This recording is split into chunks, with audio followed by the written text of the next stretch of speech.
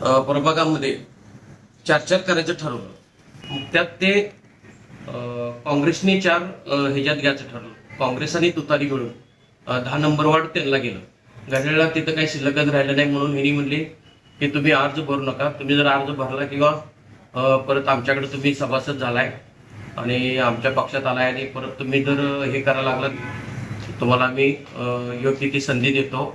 मी म्हटलं मला शब्द आत्ता द्या, मी दोन्ही अर्ज विड्रॉल करतो म्हटलं आणि जे तुम्ही उमेदवार तिथं देताय अलायन्समधला त्यांच्या मी पाठीशी राहतो.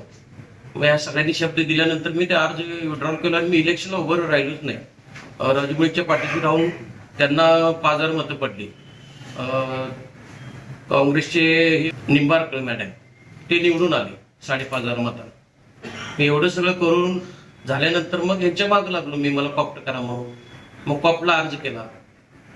अर्ज केल्यानंतर इथं सगळं ही गोंधळ उठल्यानंतर तुम्ही करत मग शेवटला काही नगरसेवकांना मी भेटलो सगळ्या आणि विनंती केली. त्यातनं माझं नाव फायनल झालेलं आहे आणि माझी जी निवड आहे ती कायदेशीर आहे.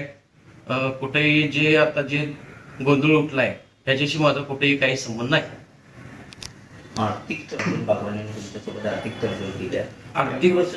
आर्थिक माझ्याकडे त्यावेळी जर असतं तर बंड करून अपक्ष उभं राहिलो असतं की मग इलेक्शन लढवली असते ना. इथं यांना पैसे द्यायचे मग त्याच वेळी मी हे केलं असतं. माझं काय एवढं पैशाचं बजेट नाही आहे त्यामुळे मी सामाजिक कार्याच्या बळावर आणि ह्यांना राष्ट्रवादी पक्ष 10 नंबर वार्डामध्ये कोणच नाही, यांचं इथं घड्याळचं काम करणारं कोणीच नाही म्हणून मला संधी मिळाली आहे. सभासद जाऊ गेली इलेक्शनच्या वेळेला अर्ज भरला की नाही ज्याचं त्यांनी ठरवायचं. मी मागणी केलो मला मिळाले तर ते जे मला शब्द दिलता ते शब्द त्यांनी पूर्ण केला एवढंच मी म्हणतो. आर्थिक तडजोडीचं तुमच्या आर्थिक तडजोड आमचं काय संबंधच नाही. आर्थिक जर माझ्याकडे थोडं बळ असतं तर मी अपक्ष लढवले असते इलेक्शन. बदनाम करायचा प्रयत्न तर ते आहेच. तुमची भूमिका काय?